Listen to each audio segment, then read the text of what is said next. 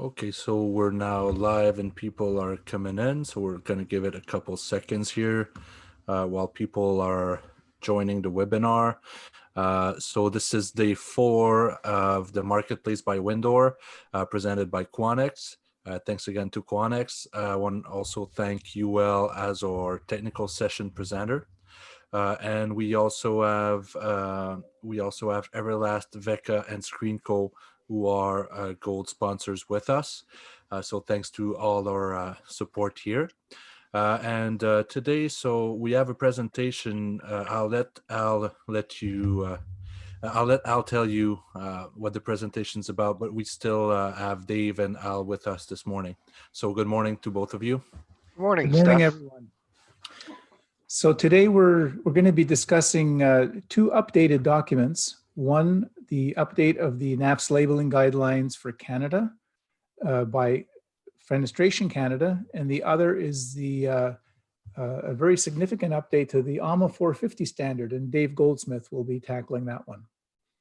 And of course, Dave, feel free to ask questions about my presentation, and I'll do the same for you. So I'll try and keep you honest, Al.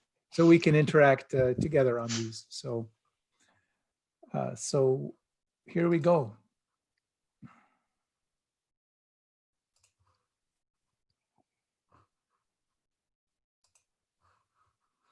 Aha. That was with 2 screens. You got to do things in the right order, right? Technology.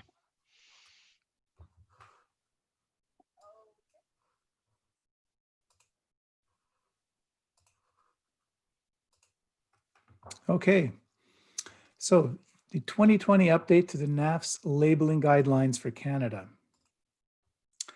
I'd like to first of all acknowledge the task group members who worked on updating these guidelines. We had Jean-Francois Kogovsek, Mark Mickelson, Sue Schreiber, Joe Hayden, Mohamedou Diallo, and fairly late in the process, but we were happy to welcome John Hill of Keystone Certifications to the committee. It was very helpful, and myself.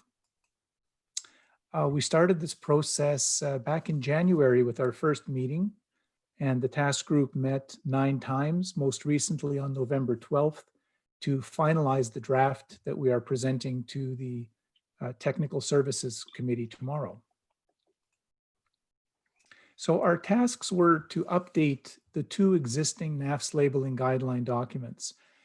We started with the NAFS Labeling Guidelines for Mullions, which was published in 2014. But we also needed to update the original NAFS labeling guidelines that were published the year before, mainly because the version of NAFS referenced in the 2015 code that's now used across Canada is NAFS 11. And all of the guidelines were referring to older versions of the standard. And there were other reasons as well to update the content. On the completion of task 1, which was labeling guidelines for mullions, the task group decided we should amalgamate the 2 into a single document just to make things easier for the industry, a single reference point for NAFS labeling. So the key issues that we were tackling were to update the versions of NAFS and the Canadian supplement referenced in these labels. We also, with respect to the NAFS labeling guidelines for mullions, had to update the reporting of the mullion assembly primary designator, which has to do with how do you do it? Span and tributary area width or span and tributary area. So in the 2014 document, at that time, the task group decided to adopt a reporting on the basis of span and tributary area width. Because that metric makes more sense. It's easier to understand how wide the tributary area is. In the diagram here, which is taken from our guidelines, we visually illustrated the area of the window, the glass area and frame area of the window that are supported by the mullion. And how do you report that? Well, the width and the height of that makes sense. It's something you can relate to. You can take out a tape measure and verify it. The NAFS 11 document used span and tributary area, where that shaded area in the diagram in blue is reported in square feet or in square meters. And because it's a triangular, trapezoidal or triangular shape, it's very difficult to meaningfully use an area designation. While it's technically correct, it requires someone to calculate it, and it requires someone to try and visualize it in the real world if you're reporting it on a label. So, to my mind and other people's minds, it didn't really make sense as a practical metric. And in fact, the AAMA 450 standard that is very often used to qualify mullions in these mulled assembly products doesn't even, also it reports on the basis of span and tributary width. So we use that in the 2014 guidelines, but this time around, we engaged in discussion with some building officials. We talked to certifiers, and they said, no, you have to report the properties in the exact terms that are required by the standard that is in effect. So on that basis, we revised the guidelines to use the NAFS 11 designation, which is span and tributary area, even though a more meaningful metric is tributary area width. So we did that so that there would be no confusion on the part of, let's say, building officials who are familiar with the NAFS standard and its requirement to report on the basis of area and not tributary area width, and also to be consistent with the practices of certification organizations that are also required to report these values in the precise units that are specified in the standard. So this took up some time to work through these issues at the task group. We also had discussions on, again, because NAFS 11 is in force, but in anywhere, as early as, 3 years from now or 4 years from now, we may be already facing the use of the 2020 code and NAFS 2017. There was discussion, could we leave the version and year of NAFS off on the labels so that we wouldn't have to, that labels wouldn't kind of expire. And again, the discussions with certifiers confirmed that no, you can't do that. It's the expectation that labels will report the standard version year that is in the building code. So again, some discussions that we had. And then, of course, there were rounds of editorial review. As we made changes to the document, the task group would review and comment and go through that process iteratively. So here are the original documents. Some of you may remember these. Exactly 7 years published the original NAFS Labeling Guidelines for Canada. And that was the work of a task group of the association. And about a year later, the association published the Voluntary NAFS Labeling Guidelines for products with mullions. So these two products have now been superseded by the new guidelines, which are the NAFS Labeling Guidelines for Canada. We've used the same cover as the Mullion document had previously, just to make it really clear that, it is the intent of this document to cover all fenestration products, including mulled products. And the new title, or the title of this document, is Best Practices for Labeling of Individual Unit, Composite Unit, Combination Assembly, and Mullion Assembly products tested to NAFS 11 and the Canadian supplement to NAFS 11. And I think Dave may be recommending that we change the title to Mulled Fenestration Systems, which is the terminology in the AAMA 450 standard. I don't know if well, that's something we can discuss, but currently that Mulled Fenestration System terminology is not in NAFS. And so this is using terminology that is existent within the NAFS standard. So if we take a little kind of walk through the document as it is now, I'll kind of give you a bit of a quick tour as to what it covers. We've now introduced a preface and scope section because it's an update to earlier documents, and it's a good idea to discuss how this document supersedes the others and why this document exists. Of course, we have a reference document section. We also have definitions where we're defining the specific terms used in specifically important for rating discussions of products with mullions. So these definitions are taken from the NAFS standard, and so that users of the document don't have to flip between the NAFS standard and our guidelines to keep track of everything. We've reiterated, of course, that labeling is based on laboratory testing of products, and as well as the use of methods at AAMA 450. So, just to make the point that the testing of individual unit products does not qualify mulled assemblies composed of individual units.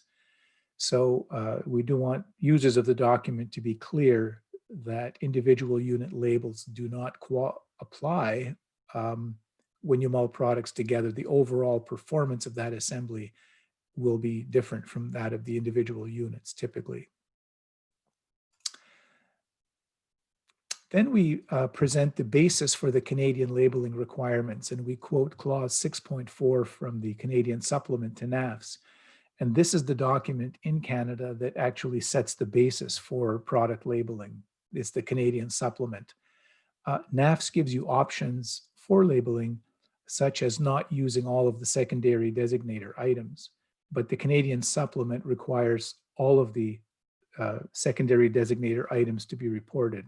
So you might say, where in the Bible does it say we need to label products with this information? Well, that's the Canadian supplement to NAFS that sets that out for us. And then based on the very high level requirements of the Canadian supplement to NAFS, we in this document have a section on general labeling guidelines where we have 10 guidelines. 2 of them are mandatory because they relate directly to what's in the Canadian supplement to NAFS. And then the other 8 are additional guidelines that represent best practices to ensure that the labels are using language that's consistent with the code and with the standard. It also discusses abbreviations that may be used. NAFS does allow shorter versions of reporting things like performance, class, grade, and size tested. You don't always have to spell out all the words. So we just clarify in our guideline document, we clarify things that are generally understood to be permitted in labels, but are not always explicitly discussed. So there's 10 guidelines in total. I'm just showing you 2 pages here of several pages that cover the 10 guidelines. We then present examples of labels to address different conditions. So for example, some products come through a supply chain where, let's say it's a company that operates in Canada or the US in multiple jurisdictions. And so they may have a single label that reports multiple ratings to multiple standards. So, we recognize that that is that it's valid to insert NAFS performance labels into a labeling system that actually reports many other properties as well. Also, we have examples where, a manufacturer's identity is indicated somewhere else on the label, and so the NAFS portion of the label doesn't specifically identify the manufacturer and so on. So the NAFS labeling guidelines were developed with, a Fenestration Canada task group with a range of manufacturers with different labeling needs that were taken into consideration in developing these guidelines. And then we have, again, a set of 8 example labels just to show the kinds of variation in layout of the label but always with the information presented in the same order, just to help people like building officials appreciate that not all NAFS labels will look identical to one another, but they are all going to contain the right information with the critical information about performance always presented in the order that's required by NAFS and the Canadian Supplement. Then the second half of the document deals with labeling of products with mullions. So this is the portion that used to be a standalone document, but is now been incorporated into this document, where we provide examples for both composite unit products that are tested to NAFS, combination assembly products that are tested as combination assemblies. They're tested as composite units, but so how you would label those products. And then we also discuss combination or reinforcing mullions qualified using AAMA 450, where the mullion type would be a mullion assembly type of label. So with respect to composite units, if you test a mulled window, a window with mullions that has different operator types within it, if you test that as a composite unit, then a single label is sufficient to report the performance of that assembly. When it comes to combination assembly products, the guidelines have 4 labeling options. We'll quickly touch on those. The first option, and we discussed the idea of an overall rating for combination assembly products, especially when you're assembling products where each individual component has a different rating. An overall rating has to be based on the worst performance of the elements within that. We present an example combination assembly window so that it's clear to people what we mean by tributary area, so that people understand the idea of span and area in the reporting of it. And we have a table of that relates to the performance of the windows in this example. So we have a casement window with a set of its performance ratings, class, performance grade, positive, negative, design pressure, and so on. We have the same properties for the fixed window, and then we have the mullion assembly properties.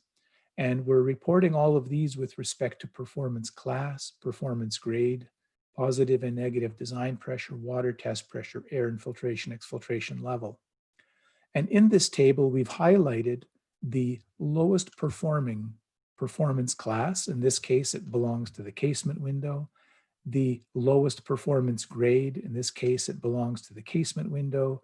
The lowest water test pressure is from the mullion assembly joint, and the highest air infiltration level is from the mullion assembly joint. This is a hypothetical example, but it basically points out that when you have this combination assembly where the mullion joint and the individual products within it have different ratings, when it comes to the overall rating of that mullion assembly, its rating is the lowest performance class, R, the lowest performance grade, PG30, the lowest water test pressure, and the highest air infiltration, exfiltration rate of the weakest components within that assembly. Now, this principle is clear within the NAFS standard, but because NAFS does not require the use of the primary and secondary designators together, which are required in Canada, we are actually showing how these differences are taken account of and reported in assemblies in Canada, in labels in Canada. So if you are reporting the performance of this unit with a single overall rating, it would have to include the class and the performance grade of the weakest performing product, which is the casement window, and the air, the air leakage and water of the weakest performance. And any one of these products could have had the weakest performance. It's just that this is the example that then is used for all of the labels that follow. So label option 2 is that there's a separate label for each component. There's a separate label for the casement window, for the fixed window, and a separate label for the mullion. Now the label doesn't have to be applied to the mullion. It could be on the glass of the label, but essentially one option is that you simply report the performance of each item, and it's up to the building official to figure out which one's the lowest one and to understand that it's the lowest rating that applies.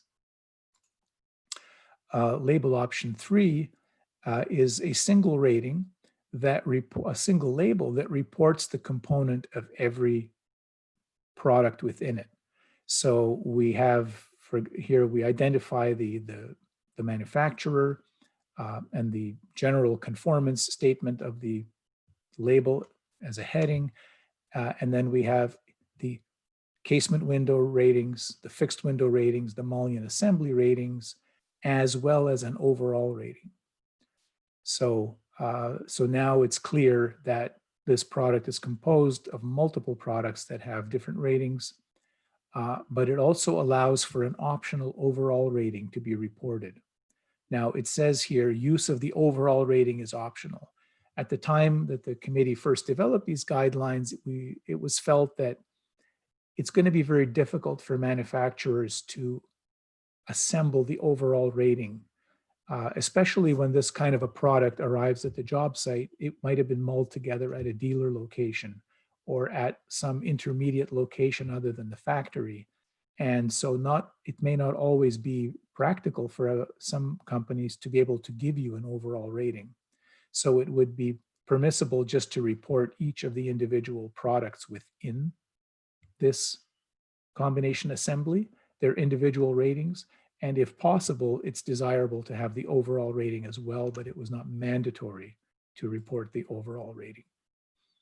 And then option 4 is where each product, where the casement window contains both the reporting of the casement window and the overall rating of the assembly, and the fixed window reports the individual fixed window and the overall assembly. So these are the 4 labeling options that the original task group came up with in 2014. We didn't feel at this time it was necessary to revise those options, so we've merely updated them. We're going to present this to the Technical Services Committee tomorrow and ask the Technical Services Committee to review and approve the publication of the document. So if there are concerns about the document, there's still the opportunity for the Technical Committee to comment. And if anyone has concerns about the labeling guidelines, that should be handled through the Technical Committee. They'll be the body that will review the document and authorize its publication. And if there's a need to revisit anything in the guidelines, that should be brought up at the Technical Committee. There's 2 annexes to this, or appendices to the labeling guidelines. And we felt it was necessary in 2014 to have an annex that specifically dealt with the use of AAMA 450 in qualifying mullions for products sold in Canada. The AAMA 450 standard does not address performance class explicitly. It does require the engineer to consider that the mullion deflection and permanent set criteria of a mullion needs to be considered. So if a product was being labeled to a performance class, the engineer needs to make sure that the mullion has the deflection characteristics appropriate to that class. But there's no, it's described in a way that does not make it clear that those properties of performance class need to be reported. Similarly, in AAMA 450, the engineer or the lab that's working on the report is required to ensure that the air and water performance of the mullion assembly, of the actual mullion itself, is evaluated and is taken into account so that the mullion's performance contributes to the overall rating of the product. It's there as something that needs to be considered, but it's not clear that that needs to be reported at the level of the mullion. So we just wanted to make it clear that if people are using AAMA 450 to report mullion assembly performance, there is a need to report the performance of the mullion assembly, which I'm referring to as the actual mullion itself. That mullion assembly needs to have a performance class, it needs to have a performance grade, it needs to have a water penetration resistance test pressure, you know, the design pressure, and and to qualify for a performance class, it has to meet the permanent set deformation requirements of the mullion at the specified design pressure. So these properties using primary and secondary designator need to be tracked and reported in an AAMA 450 report that is going to be used for mullion labeling in Canada. So this information is not in AAMA 450. Even the revised new AAMA 450 that Dave will be telling you about does not make this explicitly clear. So these annex is still very important in these labeling guidelines to ensure that the AAMA 450 reports used for mullion labeling actually contain the information in a way that it can be reported. The other annex has to do with just reproducing illustrations of the mullion types that are recognized in the NAFS standard, just to make this document a complete reference within itself. So that's a quick tour through the NAFS labeling guidelines. Next steps are to present this to the Technical Services Committee tomorrow and request the committee to consider when these documents could be published on the website. It's not clear yet whether we have a formal process for approving documents at Fenestration Canada. We don't really publish them regularly the way organizations like FGIA and others do. We don't write standards. So I'm assuming that the Technical Services Committee's review and approval will be likely the only process we have preceding publication, but it might also require a board review. So that's something that can be discussed at tomorrow's Technical Services Committee. I think it would be useful to inform, it would be courteous to inform the other associations in Canada that we have updated the guidelines so that they are aware of that. I think we should also then consider Canada-wide education on the updated guidelines to inform, you know, building officials and manufacturers. You know, we have a number of fenestration associations in Canada, but there are companies that aren't members of any of them. So we need to inform the industry broadly that these guidelines have been published. And I would think a press release together with articles in Canadian and US trade publications will be important, as well as notifying building official associations and notifying the Canadian test labs that these new guidelines have been issued when we issue them. We also need to plan on updating them for the 2020 code cycle, where the standards applicable will be NAFS 17 and Supplement 19. And we might have to also update the annex of the labeling guidelines to address the very recently revised AAMA 450 document, and possibly other next steps as well. Any comments or thoughts from our viewers on this portion of our presentation, Steph? Yeah, we do have 2 questions here. So it's 2 questions from Pauline. So she's asking combination assembly label on page 15. Her question is, where do you get the size tested? Pauline, I am so happy that you asked that question. This is something that has troubled me for going on, you know, 7 years or more.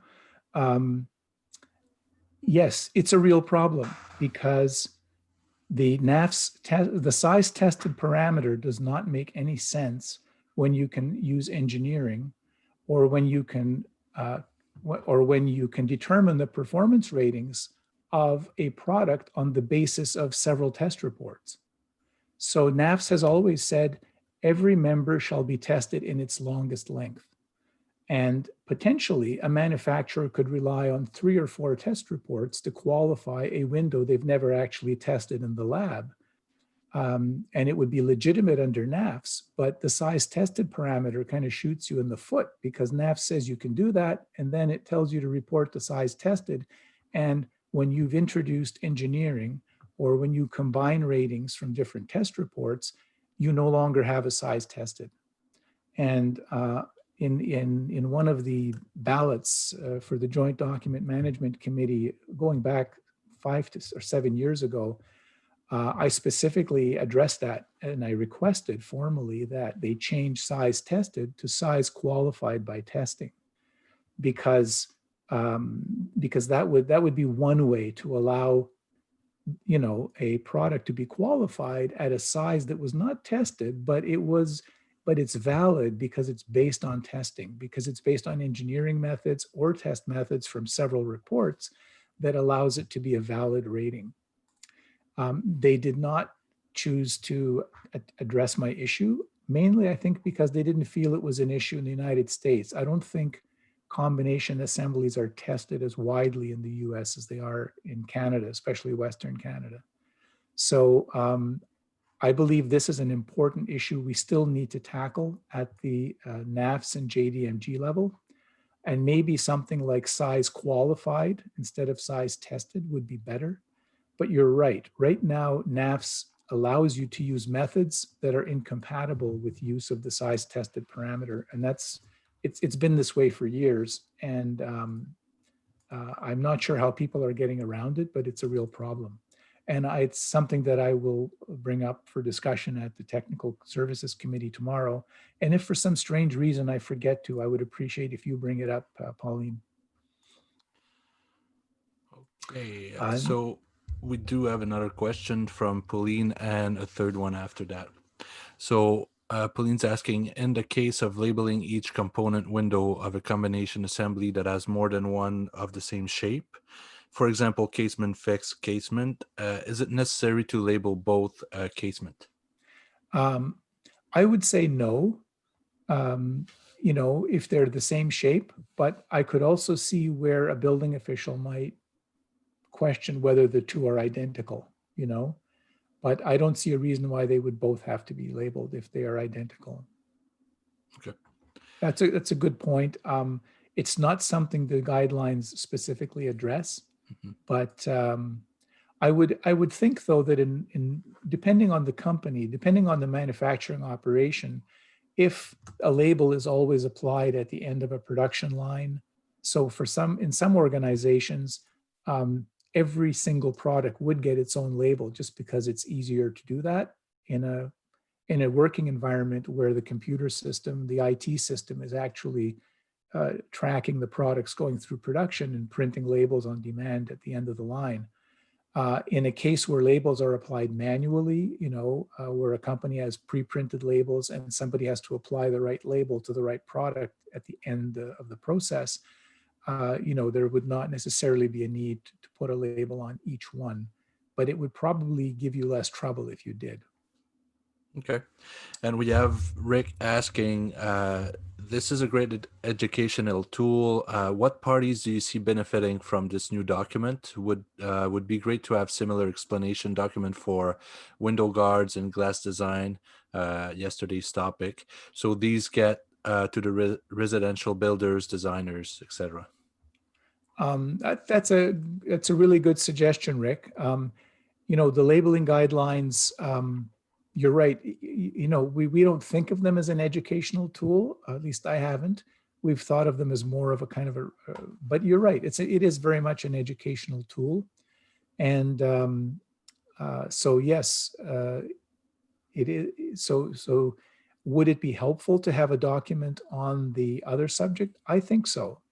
You know, at this stage, we're just bringing these subjects to broader attention, but I think it would be helpful to have some kind of educational documentation, whether it's a published document from the association or some kind of technical bulletin.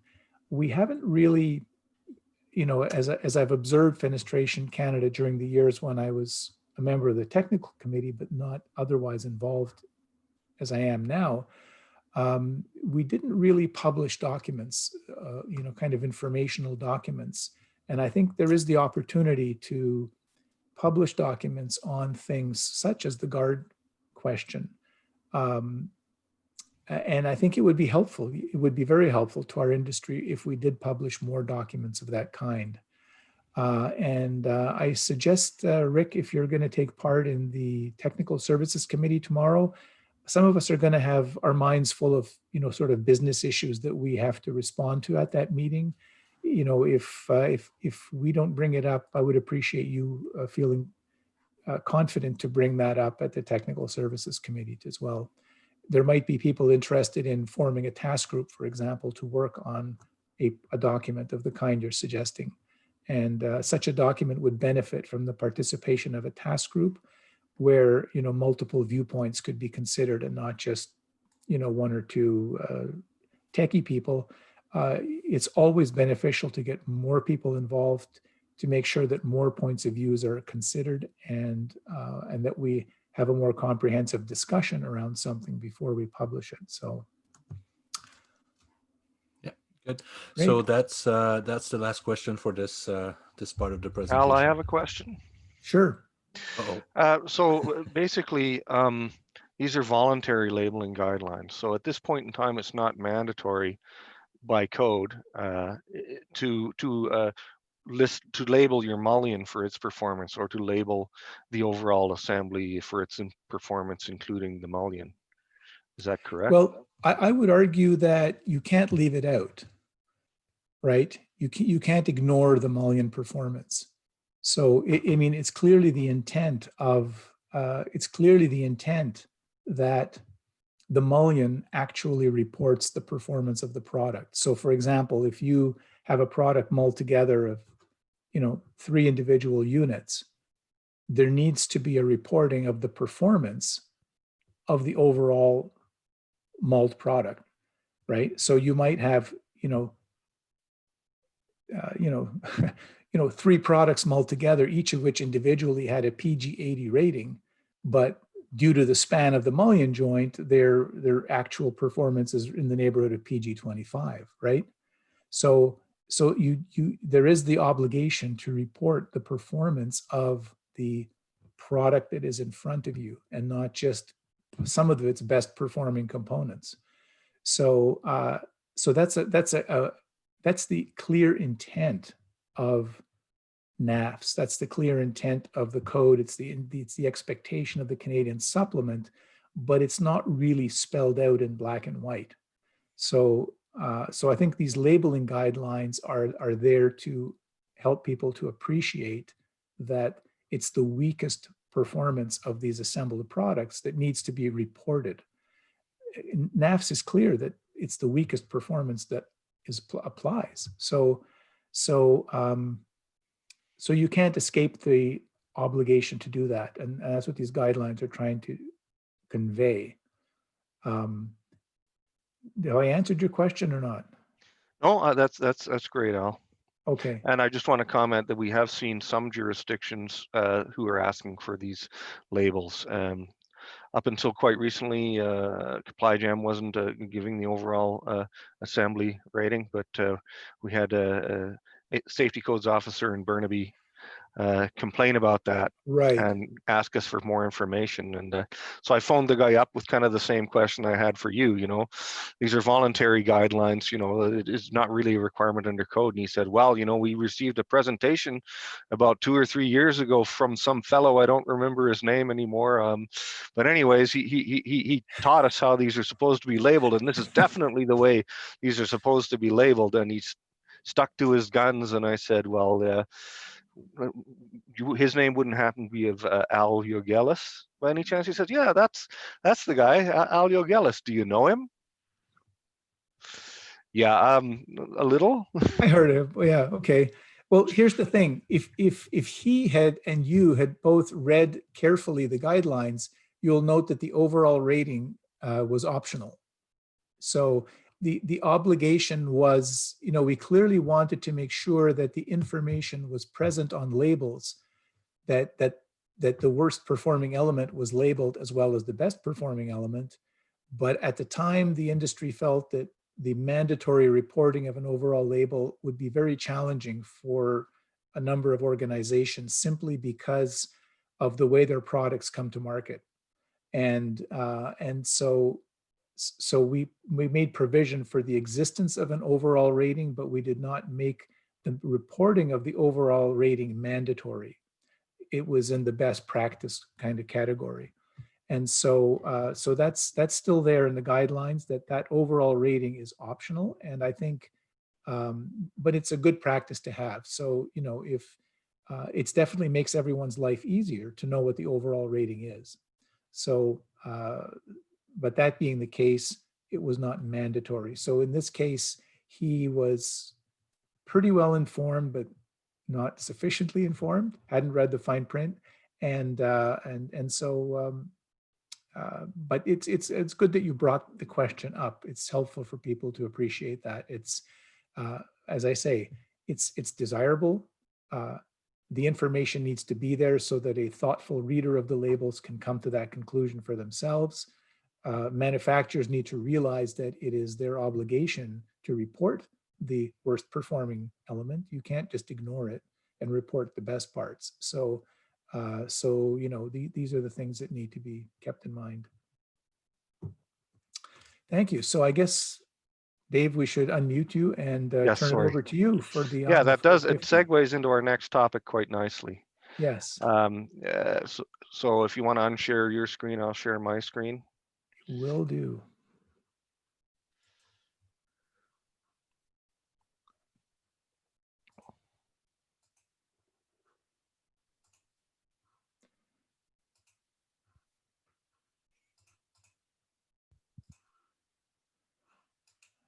So while we're waiting, so I just want to say that one of the reasons that we were not labeling with the overall unit performance is because even though NAVS has language that refers to AAMA 450 for rating both composite units and combination assemblies, when you get into the wording of the previous version of AAMA 450, it becomes clear that it's really intended only for composite units. And even though so there's language in NAVS right now, NAVS 17, that says that composite units need to be fully tested. And then you flip to the next page and it says, or the units need to be reviewed by an engineer. But there's no really good guidance on what an engineer needs to be doing. And so if somebody challenged you on that, said, well, you know, I'm an engineer, I reviewed it and I'm satisfied, you know, they might want to know, well, you know, on what basis did you do that? And AAMA 450 is up to now is a little bit lacking in that regards. So let me see if I can. So this presentation is AAMA 450-20, which is a performance rating method for mulled combination assemblies, composite units, and other mulled fenestration systems. Let's see if, here we go. Okay, here's my slide control, excuse me. Multiple screens, it's lovely. Okay, so this was just published yesterday. I'm happy to report, Al. After quite a few years of work on the part of FGIA, and a task group was working on the AAMA 2502 and AAMA 450 standards. So FGI is going to come up with a press release, and it's probably going to read as printed here. The North American Fenestration Standard says that, quote, Mullion ratings shall be determined according to the requirements and procedures of AAMA 450 for both composite units and mulled combination assemblies. However, until now, AAMA 450 has provided no guidance for composite units. Composite units have been brought fully into the scope of the new AAMA 450-20 standard, together with storefront and curtain wall fenestration products and side hinge doors. This will put powerful new tools into the hands of engineers to assist them in determining how to construct structurally sound and weatherproof fenestration products in the most economical ways, and should also drastically reduce the amount of testing required to validate a large variety of composite unit configurations. So this is what we feel that we've achieved with this standard. So first I want to mention there was two standards that we updated. We updated AAMA 2502 in 2019. So AAMA 2502 serves a different purpose than AAMA 450. So it's a comparative analysis procedure, and it will allow manufacturers to determine structural ratings for products at non-tested sizes, basically larger sizes at lower wind load performance and smaller sizes at higher wind load performance. And it does that on the basis of several principles. One is that the calculated maximum stress in each framing member and or component, hardware, anchor, or fastener shall be less than or equal to the maximum tested stress. And the span to deflection ratio of the calculated unit shall not be less than that of the tested specimen. It has a section 6.0 engineering design rules, which explains how to do this. However, AAMA 2502 cannot be used to qualify untested configurations. So we had AAMA 45010, and it was entitled Voluntary Performance Rating for Mulled Fenestration Assemblies, and it was referred to both for composite units and combination assemblies. Excuse me, but a careful reading of that standard, there's no language in there that's inclusive of composite units. And so it was not providing any guidance whatsoever for composite units. So if you were a test lab who was wanting to certify a manufacturer's product, on what basis would you do that? You would probably insist that composite units be fully tested, because you don't have a document that explains how to properly do the engineering for composite units. So this new standard is being renamed the Performance Rating Method for Mulled Combination Assemblies, Composite Units, and Other Mulled Fenestration Assembly Systems. And Al, you were commenting that we changed the terminology Mulled Fenestration Assemblies to Mulled Fenestration Systems. That was because the AAMA glossary has wording that defines mulled fenestration assemblies in such a way as to imply that they can only be combination assemblies and not composite units. So that forced that change in terminology that you mentioned earlier. And so Al, I'm going to hand these two slides off to you. Al was kind enough to do his own analysis and comparison of the standards last night and come up with one of his helpful tables that makes things really clear for everybody. Al? Okay, so yeah, I've highlighted the main differences between the two standards, just to help people have it in their minds. So what's different between these two? So the scope is different. The AAMA 45010 dealt with mulled fenestration assemblies, and AAMA 45020 deals with mulled fenestration systems. It's a difference in terminology, and I guess now Dave has explained why the difference is that they needed a broader definition than the existing definition of a fenestration assembly at AAMA. The AAMA 45010 did not mention composite units at all. And so, no one could assume that you could use the standard for that purpose. The new standard now explicitly refers to composite units. The AAMA 45010 specifically excluded curtain wall storefronts and products outside the scope of the NAFS standard. So technically, you were not really allowed to use it for that purpose. Although I note that it seems to have been used for window walls, and the Canadian high-rise installation standard A440.6 actually discusses how AAMA 450 should be used to rate the mullions in window walls. The AAMA 45020 does not explicitly discuss window walls, and I think it's probably because they consider them to be in the scope of the NAFS standard.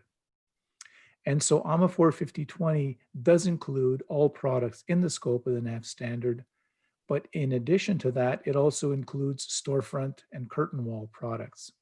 As I said, it doesn't mention window wall, but I think historically and probably in the US, window wall is probably considered to be within the scope of NAFS. And if anyone on the line can confirm that for us, I'd like to know. But I believe that to be the case.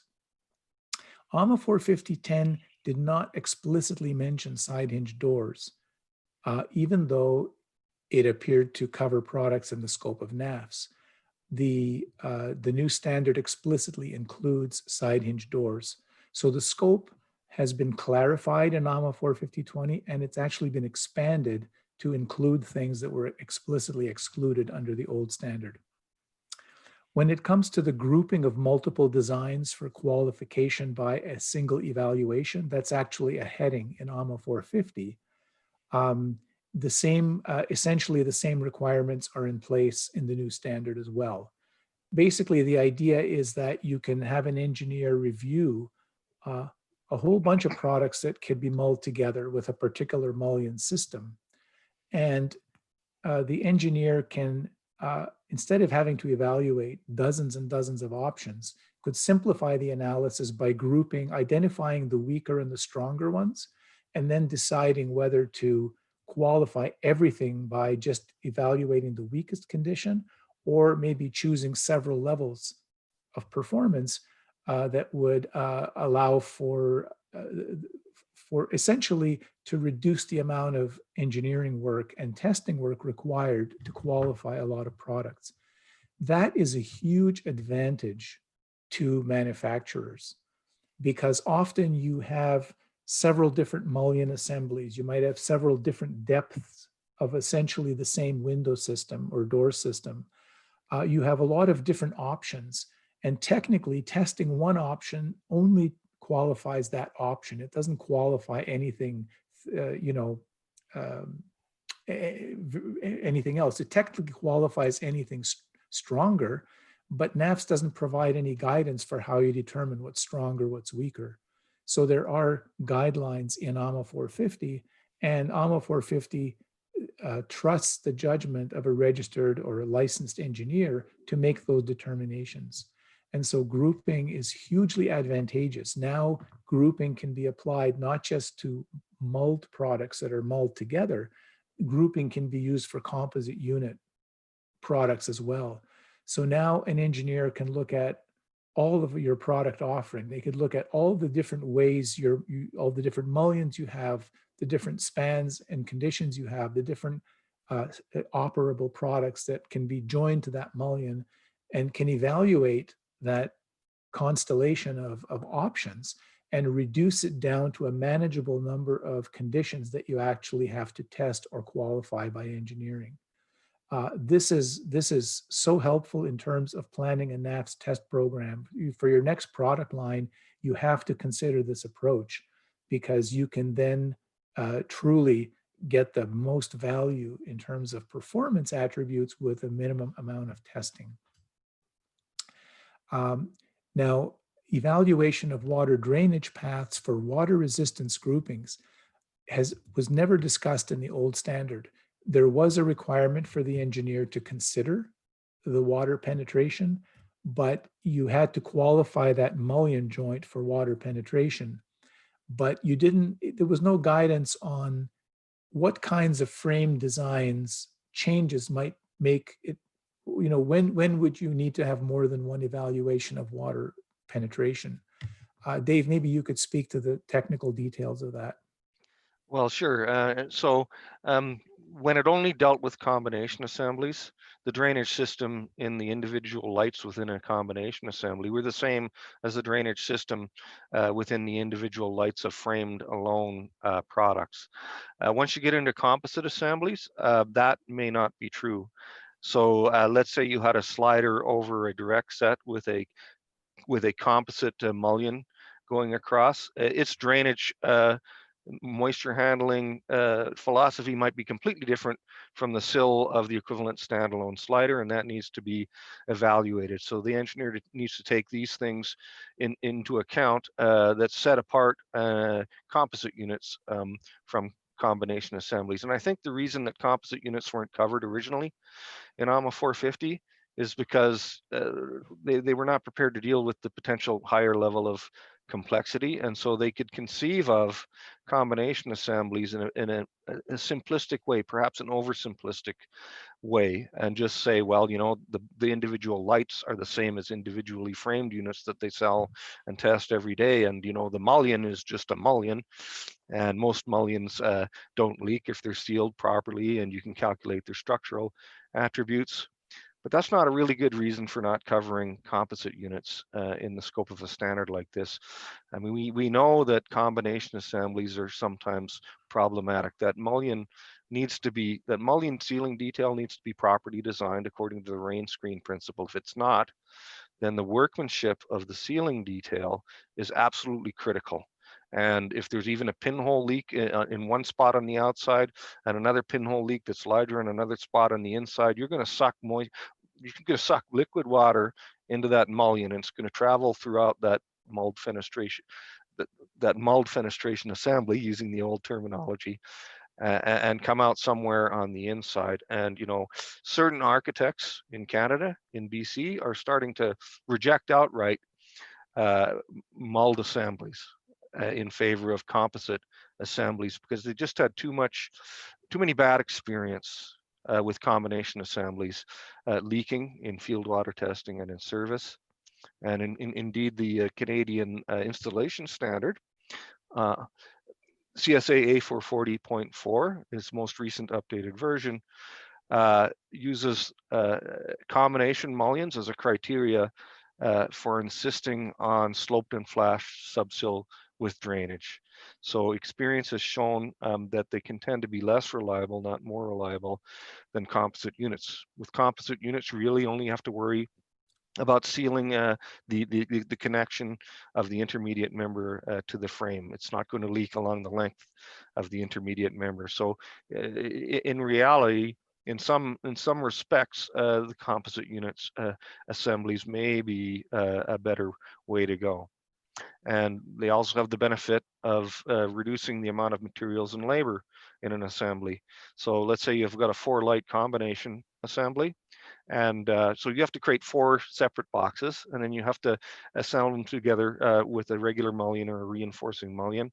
In the case of a composite unit, you create 1 frame with intersecting intermediate members, and so you're going to wind up having less materials in there and less labor in the assembly. So to my mind, it was quite unfair that the standard didn't cover both, and that's what started me down this path, starting at Fenestration Canada and CSA, and other people agreed with me, particularly Robert Jutras. And so we brought it to FGIA, and that's what started this ball rolling. So thank you for that excellent information. And clearly the evaluation of water drainage paths is, as you pointed out, is critically important for composite unit products. In terms of the rating options, there are still 3 rating options, 1, 2, and 3. So there's no significant change there. And if you could advance the next slide, Dave.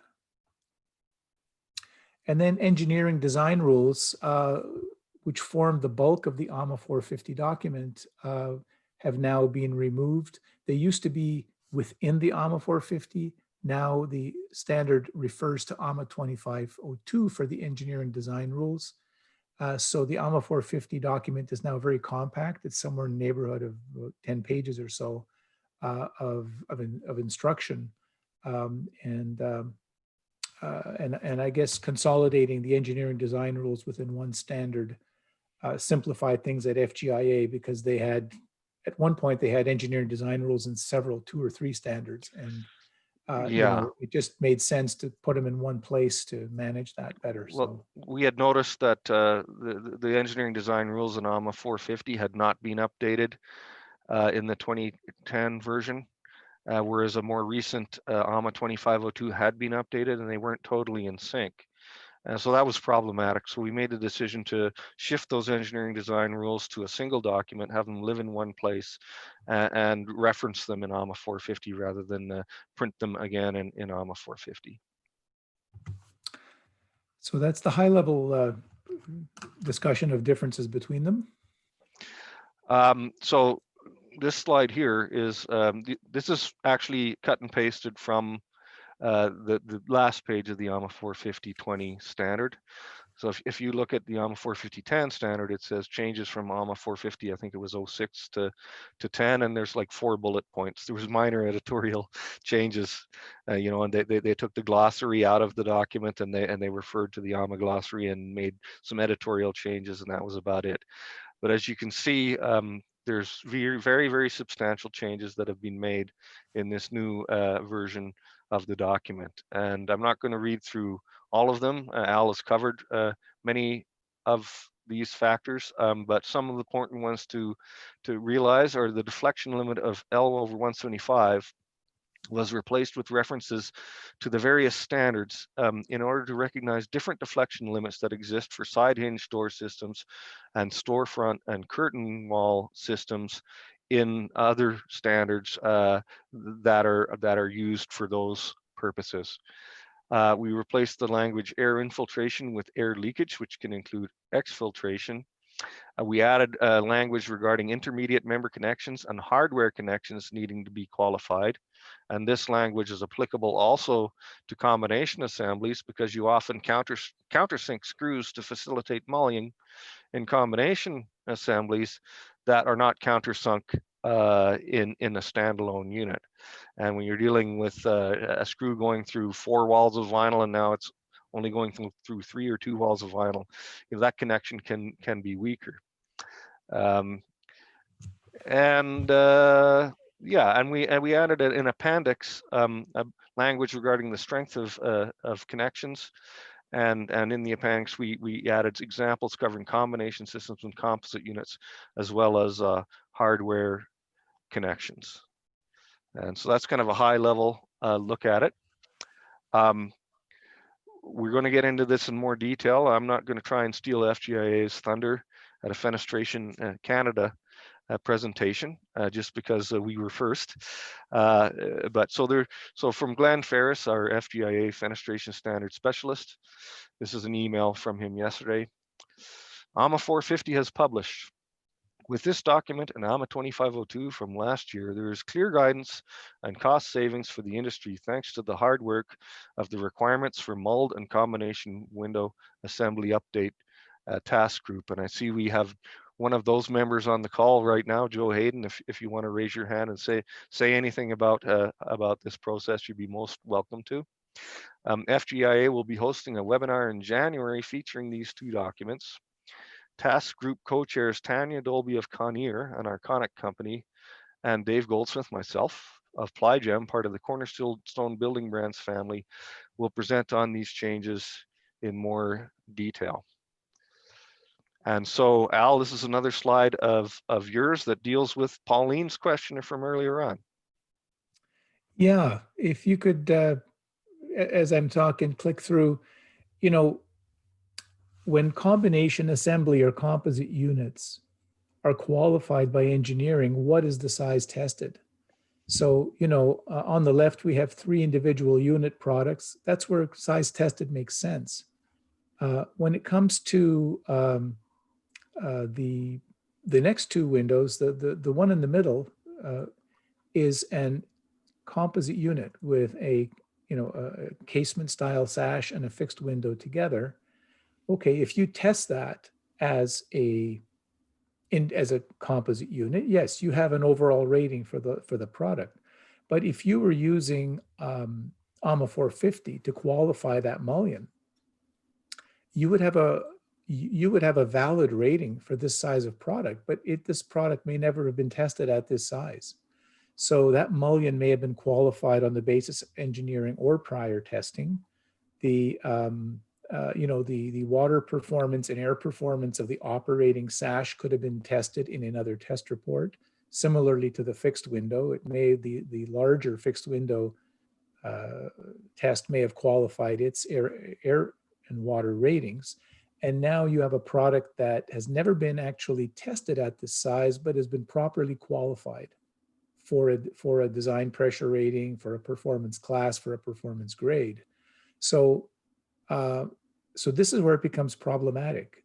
And similarly, the product on the right is drawn as a combination assembly, but that product could also have been, designed and qualified on the basis of AAMA 450 as a composite unit. And again, it may never have been actually tested in that configuration, but it will have been properly qualified on the basis of both testing for the properties that can't be engineered, such as air and water, but the mullions may have been, as I say, the individual components would have been tested in other reports. The actual structural performance, the span, the hardware anchoring, and the reinforcement of the mullion are qualified by engineering. You now have a rating for this product that is valid, but what is the size tested? There is no size tested, no single size tested that applies to this. So I think we definitely need to revisit the language in NAFS. And Dave, one of the tasks of the Joint Document Management Group, they've been holding off finalizing the next NAFS partially for AAMA 450's sake. And I think this is the point at which addressing this issue has to be front and center in the recognition of AAMA 45020 and the next version of NAFS, they need to revisit the size tested parameter by either replacing it with size qualified or coming up with a different terminology for products that are evaluated under AAMA 450. But just using size tested alone is no longer reasonable. It hasn't been reasonable for many years now. It's just that I think we really have to deal with it now, because the use of AAMA 450 for composite units, it can be a hugely advantageous in reducing the amount of testing manufacturers have to do, but the reporting of the performance needs to be, using size tested is misleading, and you cannot honestly use that parameter when you're using engineering methods. So there was a small task team set up at the Joint Document Management group, and we haven't met yet because we were waiting basically for this to be published, and also several members are very busy. Steph, I see that Joe Hayden has his hand up right now, and he is a member of that task group. And Joe, could you please introduce yourself? Yeah, thanks, Dave. Yeah, Joe Hayden with Pella Windows and Doors. Can you hear me okay? Yep. Yes. Okay. Yeah, I appreciate the recognition, and never turned down a chance to speak, I guess, but I'm not sure I have a whole lot more to offer than what's already been said. A lot of good work by a lot of good folks get to where we are now, but I do agree that the size tested, size qualified thing is something the task group needs to address, and this is the ideal time to do it. So, but thanks for the recognition, and appreciation to everyone who put all their time and effort into getting where we are now. So thanks much. And earlier today, Al Jaugelis volunteered to participate in that task group, even though he's not on the JDMG. I don't think that we would have a problem with that, Joe. Well, I think he'd be very welcome on that task group. So great. And Joe is one of our leading members and supporters. I mean, there were many hurdles that needed to be overcome, and Joe was real support. If you had his support, you knew you were headed in the right direction. One minor question. You, one minor question, Al. On the slide I see right now, what do the letters CR stand for? Oh, I'm sorry. So I provided these illustrations to Al, and they came out of our order entry system. And CR is a unit that is so big that it not only needs to be field installed by our service people, it needs to be shipped crated. Oh, okay. CR. Right. Okay. We had other people asking the same question in chat. Okay. So okay. Just want to mention, Dave and Al, we do have to wrap this up at around 45. So we still have a little less than 10 minutes. Okay, we have some more questions. I think maybe you should tackle those, Dave. Well, Brad Fevold has commented, I agree, using size tested is no longer the right term to use. Due to AAMA 2502, WDMA, IS 11, and AAMA 450 that use engineering analysis. Thanks, Brad. Now I've got chat and Q&A. Are there any more No, questions? I think that was it for questions for now, but yeah, so I'd like to add that one of the things we did when we made these improvements to AAMA 450, and one of the big debates that we had when we were creating it was, there were certain people that thought we should use language that was quite directive in the methods that you would use to qualify products. But, Joe and I made the point that this is a standard that is for use by engineers. You can't tell them how to do something, right? They're supposed to be able to determine how to do something themselves, right? You can tell them the factors that they wish to consider and the factors that they should cover off through engineering due diligence, but you can't tell them the methods. And so this document is subject to some interpretation, and I think will have to be read and understood and absorbed by testing and certification agencies. And perhaps this is a topic for like a panel discussion among testing agencies and stuff like that, and maybe educational efforts, once we come to industry consensus of what does that really mean for a unit of this example or a unit like that example. How would you physically do that, and how would you test that? So I think it's just the first step in the process of bringing new engineering methods to testing and certification. Okay, we don't have any more questions for now. So great work, Dave and task group, for updating this standard. I think it's a huge thing that you've done for the industry. Honestly, I think this will transform the approach to NAFS testing going forward. You know, I've always advocated that people, you know, and I at RDH, I had clients actually seeking help in coming up with a NAFS test program. And I always say, show me everything you want to do. Show me all the options in your system. And then we work backwards from there to come up with what's the minimum you have to do to test something. But we didn't have the flexibility that now exists in AAMA 450 to use engineering methods within that process. And I think it's a game changer that should transform how everyone approaches their next NAFS test program to get the engineer involved as early as possible to design the NAFS test program to get you the most value out of what you're going to do. You'll spend more money on engineering, but you will be saving multiples of that amount of money on lab testing. So definitely, you guys have advanced the state of the art, Dave, significantly with this document change. And I think it's welcome. And I think when people appreciate the value of it, it should deserve an award, I think, from